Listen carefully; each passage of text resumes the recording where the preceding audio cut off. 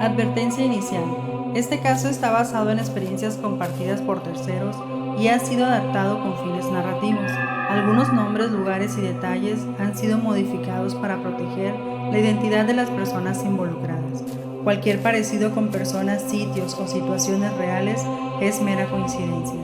El contenido presentado en este episodio tiene fines exclusivamente de entretenimiento y relato. No constituye una afirmación de hechos comprobados ni pretende validar, desacreditar o imponer creencias de ningún tipo. Las interpretaciones dentro de la historia corresponden únicamente a quienes compartieron la experiencia. Se recomienda discreción, especialmente en personas sensibles a este tipo de contenido.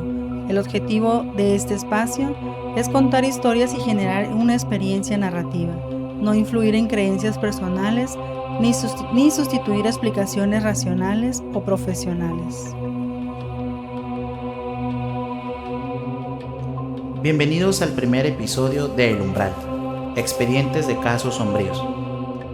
Recuerden que este no es un espacio para convencerlos de nada. Aquí no buscamos imponer creencias ni decirles qué pensar, solo contamos historias. Experiencia que, para quienes las vivieron, dejaron marcas difíciles de olvidar. Antes de comenzar, queremos presentarnos.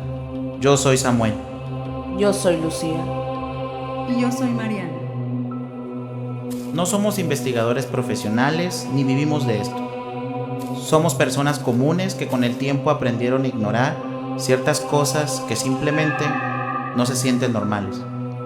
Cada uno de nosotros percibe experiencias distintas y aunque nunca pedimos que nos crean, sí creemos que hay historias que merecen ser contadas.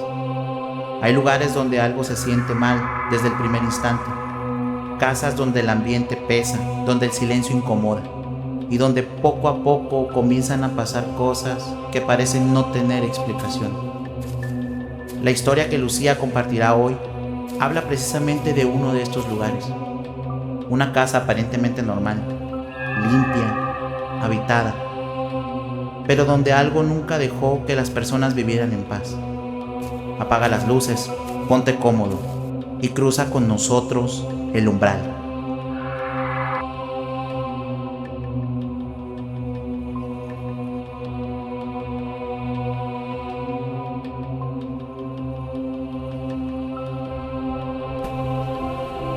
Antes de contar lo que ocurrió en esa casa, es importante decir algo. Nosotros no nos dedicamos a esto.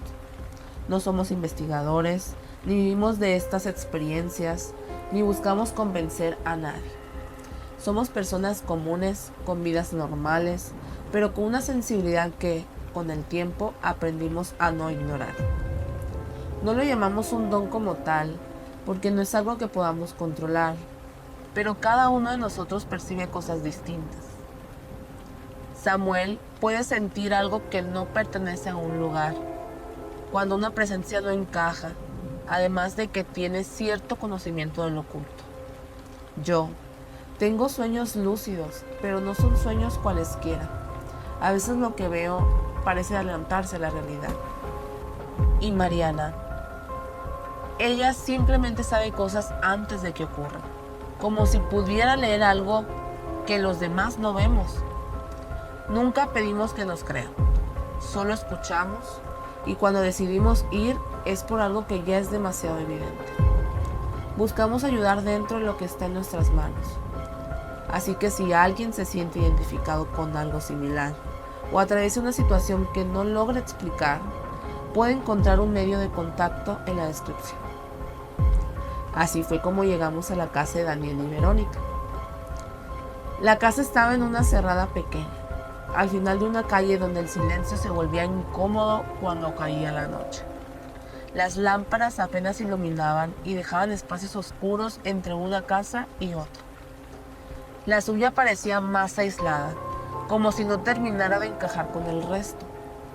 La pintura exterior estaba desgastada, con manchas que el tiempo había marcado sin borrarse, y una ventana cubierta por una cortina gruesa que impedía ver hacia adentro. Desde afuera ya se sentía distinta, pero al entrar lo entendimos todo. El olor nos golpeó de inmediato.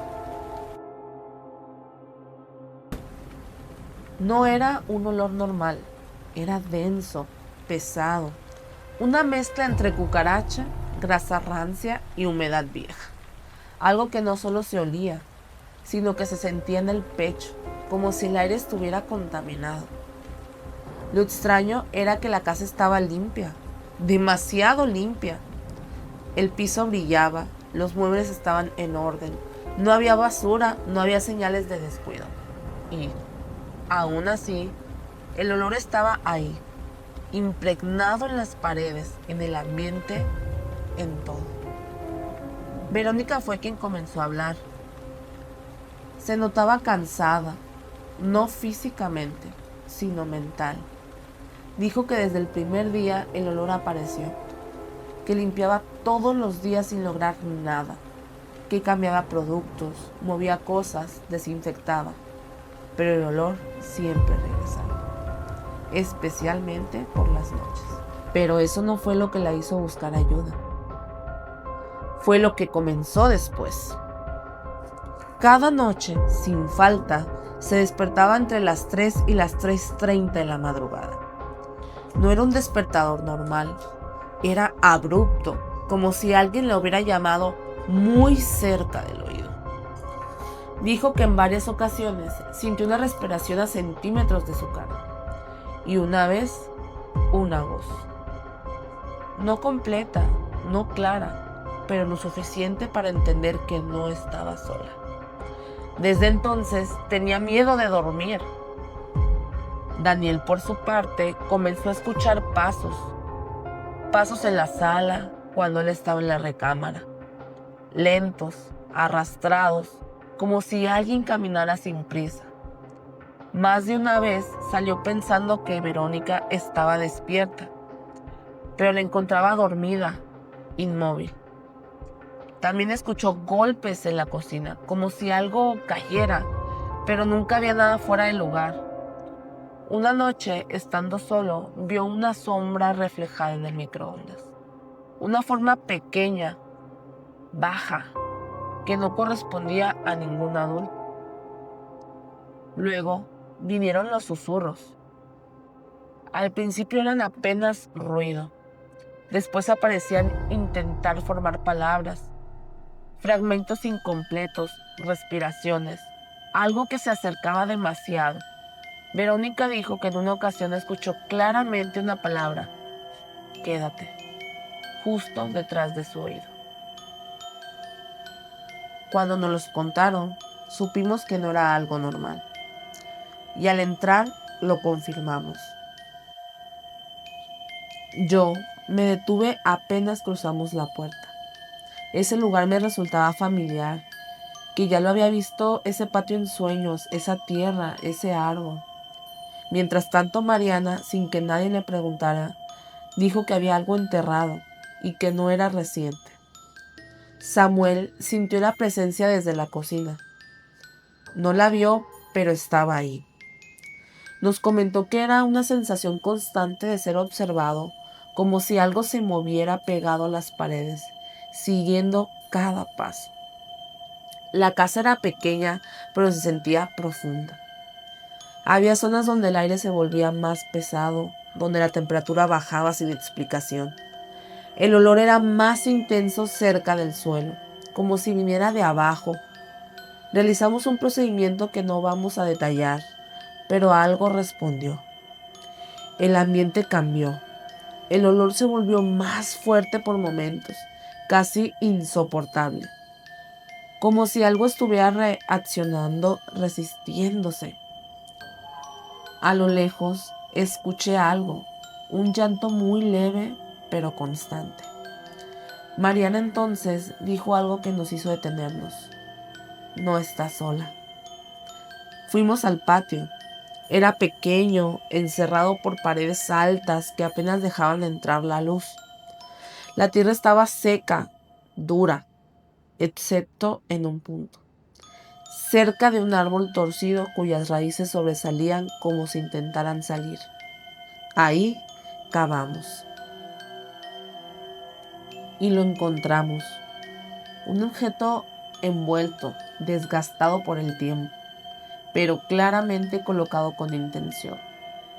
No era basura, no era algo olvidado, era algo hecho para permanecer ahí, algo puesto para afectar a quien viviera en ese lugar. En ese momento lo entendimos.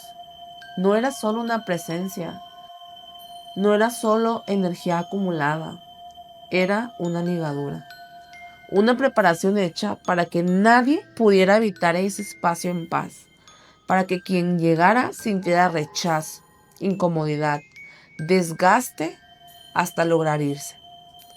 En el momento en que lo sacamos, el ambiente cambió. El olor se volvió insoportable por unos segundos.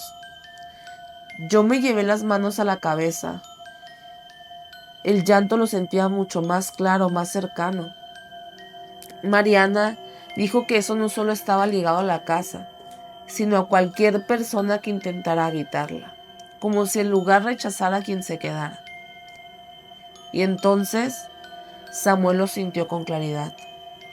No fue inmediato ni brusco, sino algo que se fue formando poco a poco en el ambiente, como cuando una presencia se revela sin necesidad de mostrarse. Era una sensación localizada, baja, cercana al suelo, diferente a todo lo anterior. No tenía forma definida, no era algo que pudiera ver con los ojos, pero sí algo que se percibía con certeza. Era pequeña, no en tamaño físico necesariamente, sino en esencia. En esa manera en la que ciertas presencias se sienten incompletas o contenidas. Había algo ahí que intentaba parecer una niña, algo que imitaba esa energía, pero no lo era en realidad. No transmitía inocencia ni tristeza, sino una quietud incómoda, una permanencia forzada, como si hubiera sido atada a ese lugar. Después de eso, colocamos protección en distintos puntos de la casa. No fue algo improvisado. Marcamos zonas específicas donde la carga era más intensa, estableciendo límites, cierres y símbolos que funcionaron como barreras. No buscábamos eliminar lo que estaba ahí, porque entendíamos que no era algo que simplemente desapareciera, sino contenerlo, reducir su alcance, impedir que siguiera afectando de la misma forma a quienes vivían en ese espacio.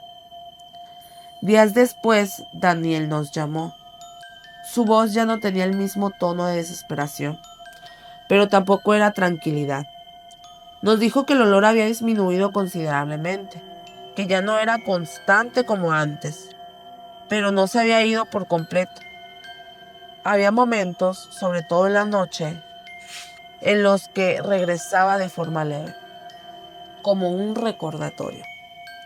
Los pasos seguían escuchándose, aunque más distantes, menos definidos, como si ahora vinieran de otra parte de la casa o como si algo se hubiera alejado, pero no lo suficiente. Verónica dejó de despertarse a las 3 de la madrugada. Por primera vez en semanas, pudo dormir sin esa sensación de ser llamada o vigilada. Pero eso no significó que todo hubiera terminado. Una noche, mientras intentaba acomodarse para dormir, la vio. No fue una sombra ni un reflejo, fue clara, de pie, en la esquina de la recámara, justo donde la luz apenas alcanzaba a tocar. Una niña, inmóvil, completamente quieta, como si no respirara, como si no necesitara hacerlo, observándola fijamente, sin parpadear, sin expresión, sin moverse un solo centímetro, como si hubiera estado ahí todo el tiempo, como si nunca se hubiera ido. La casa volvió a ser habitable, pero no tranquila, porque hay lugares que no se limpian, no se curan, no se recuperan, solo se aprende a soportar. Y hay presencias que no se necesitan mover para dejar claro que siguen ahí, esperando, observando, permaneciendo. Recuerden que hay cosas que no siempre tienen explicación, lugares donde algo permanece aunque nadie quiera verlo.